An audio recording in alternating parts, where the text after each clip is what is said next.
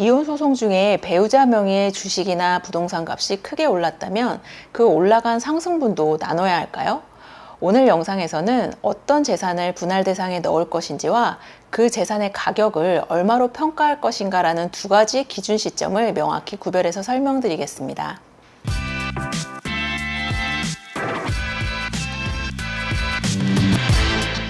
특히 최근 화제가 되었던 최태원 SK그룹 회장과 노소영 관장의 이혼소송 파기환송심에서 재산분할금이 9,440억 원으로 결정되었는데요.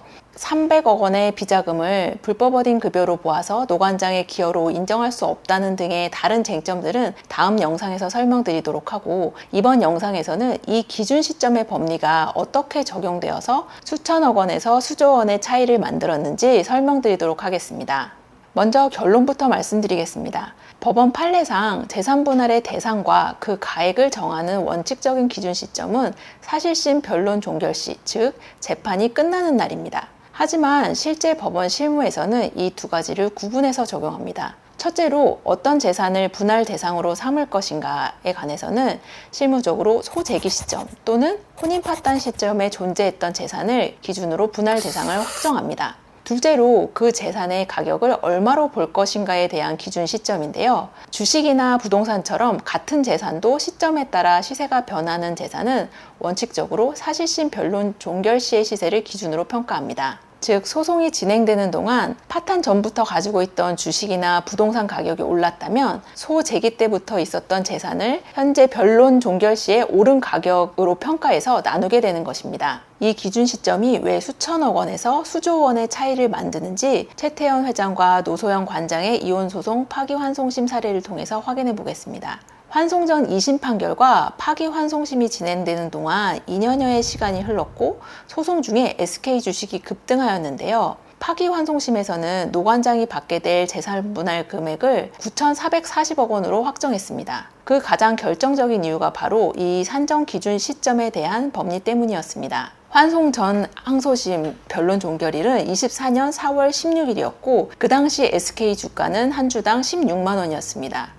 파기환송심 변론 종결 시인 26년 6월 당시의 주가는 무려 81만 5천 원으로 약 5배나 급등했습니다. 주가 상승만 무려 8조 5천억 원에 달했기 때문에 법원이 어느 날짜의 주가를 기준으로 삼느냐에 따라 분할 금액이 수조 원 단위로 출렁이는 상황이었습니다. 파기환송심 재판부는 26년 6월에 81만 원이 아닌 24년 4월 16일에 16만 원을 기준으로 가격을 적용했습니다.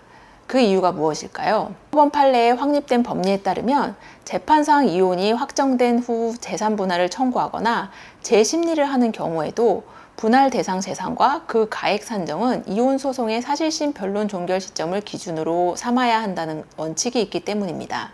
이 사건은 이미 대법원에서 이혼 및 위자료 20억 원 부분이 확정되었었고 파기환송심에서는 단순히 재산 분할의 계산만 다시 다루는 절차였습니다. 따라서 대법원 법리의 원칙대로 실질적인 이혼 소송의 사실심 변론이 끝났던 24년 4월 16일의 재산과 주가를 기준으로 재산을 산정한 것입니다. 다만 법원은 24년 이후 주가가 5배나 폭등했다는 사정은 최종 재산분할 기여도를 조정할 때 일부 참작해주는 방식으로 공평을 기했습니다. 그렇다면 일반적인 사건에서 파탄 이후부터 변론 종결일 사이에 생긴 재산 변동은 어떻게 처리할까요? 파탄 이후 발생한 재산 변동이 공동재산 현존 유지에 무관한 후발적인 사정에 의한 것이라면 그 변동된 재산은 분할 대상 재산에서 제외됩니다. 파탄 이전부터 보유하고 있던 주식이 단순히 시장 시세의 흐름에 따라서 올랐다면 소재기 시점에 존재했던 재산이기 때문에 분할 대상에 포함되고 그 가치는 변론 종결 시점에 오른 시세로 평가됩니다. 즉, 재판 진행 중의 가격 상승분이 모두 포함돼서 재산 분할을 하게 됩니다. 반면에 파탄 이후 한쪽이 오로지 자신의 자금과 노력으로 새로 주식을 매수해서 대박이 났다면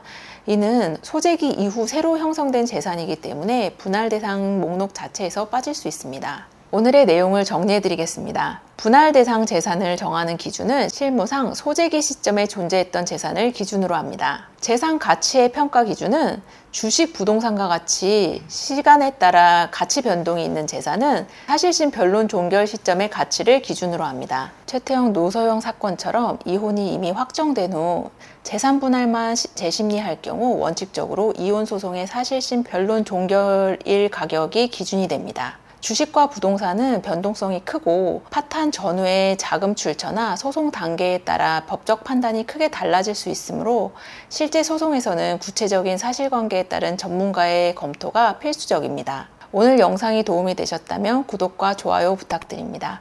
감사합니다.